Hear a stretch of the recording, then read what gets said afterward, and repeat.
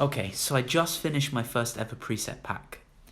Two preset packs actually. I'll leave a description down below of this video to a link to my website where you can access my preset sections.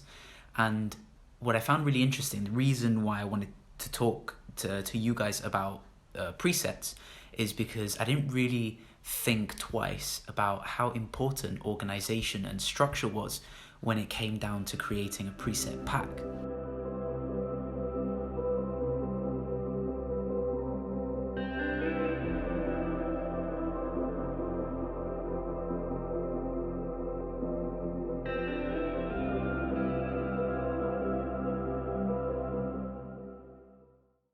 Welcome to this video, everyone. My name is Frank. I'm a landscape photographer, and today we're going to talk about presets.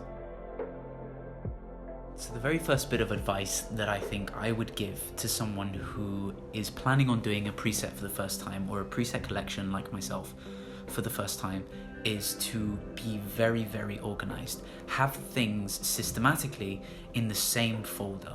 So for example, have a preset folder on your hard drive or on your laptop or wherever it is that you're going to have a folder. Make sure that everything is labeled correctly, everything is numbered correctly, and everything is organized correctly. What you don't want to do is have images that are scattered around various hard drives or USB sticks or laptops or SD cards, and then when it comes to actually organizing presets in the future, let's just say that you've already completed one preset pack and you wanted to expand to do another preset pack, it's always beneficial to have preset images under the same folder. So organization was definitely key when structuring what types of images I was going to use for different types of preset packs. The two preset packs that I recently created were sort of ocean themed, because obviously, like, the location where I live, it's in the coast. It kind of made sense to have a preset pack about images that I take, about subjects that I take images of quite frequently. So when considering to do a preset pack, first step back before even looking at the images that you have and think, okay, what kind of theme can I run with? Maybe the theme isn't necessarily a location itself. Maybe the theme is a color or a specific type of tone. Maybe the theme is winter. Who knows? But the point that I'm trying to make with this one is that when it comes to picking the different types of preset themes that you want to use, consider factors that don't necessarily apply before you've structured your images into one folder. So think about things like location, think about things like subject matter, think about your interests, think about also the type of photographs that you want to inevitably market this preset as. Minimalism, or if you're interested in photographs that deal with hardly any subjects at all, or if you're interested in photographs that documentary photography, for example, a black and white preset pack, it's important to consider the type of person you are wanting to approach with the type of preset that you are making. I think another thing that I didn't really anticipate was the idea that when you create a preset pack, and let's just say you've imported your images into Lightroom, you've created your folder, and let's just give an example that the preset pack that you've decided to label this as is ocean theme. And you create this preset pack, your images are in Lightroom, and you are now ready to create your presets. One of the issues that I found was that I started off with images that were completely different to the images that I ended up finalizing as my preset images, the images that I would use to promote my preset filters. And this is because not all images look good with the same preset applied to it. It's something that I learned as I was going along. So for example, I'd have an image that I thought, oh wow, this is spectacular, and this could look really, really good for this preset pack, and it'd look awesome, but it didn't really work quite well when the preset was applied. And then you start to adjust the preset, thinking that it's gonna aid the one photograph that you think is spectacular, but it consequently makes the other 5 or 6 photographs under the preset pack suffer because they don't look good with that added filter or that added exposure or the added contrast.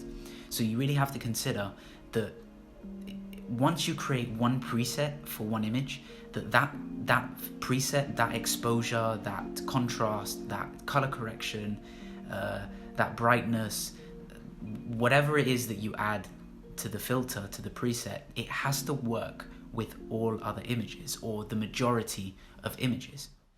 One of the things that I think massively helped when creating this preset pack was having images that were roughly taken around the same time as other photographs. So for example, I take a picture of a lighthouse in my Ocean's Life preset pack, or in my Rocky Shores preset pack, for example. I take a picture of rock formations or whatever, and that photograph, it was important to have that image work with the presets that were also going to work with the other photographs, because the other photographs were taken around more or less the same time of day. So when you apply your preset, when you apply your filters, when you apply your contrast, your exposure, all of your little details onto the photograph that you want to then create a preset from, it works with other photographs because they were taken throughout the same time of day.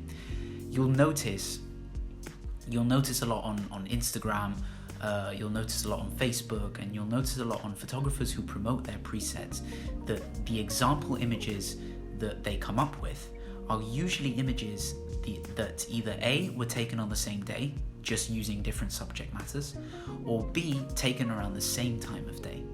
If there's any advice I'd give to those wanting to create a preset pack, as someone myself who has just recently finished doing a preset pack, is to have an idea in mind before you even begin creating, before you even begin to start gathering images together in a folder to use to promote your presets.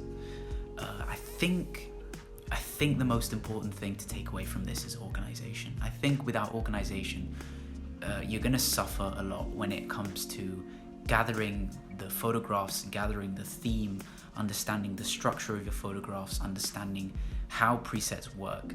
I think it's going to be a problem. I think you need to be very organized when it comes to creating presets, because it looks all well and dandy when you do it, but the reality is that behind the scenes, quite a little bit of work goes into it. Not necessarily a lot to the point where it's going to consume a ton of your day, but you can dedicate maybe an hour or two each day to your presets until you finally feel like they're ready, or until you finally feel like the pack is ready to be sold. I'd just like to say a big thank you to everyone who stuck around to watch the end of this video.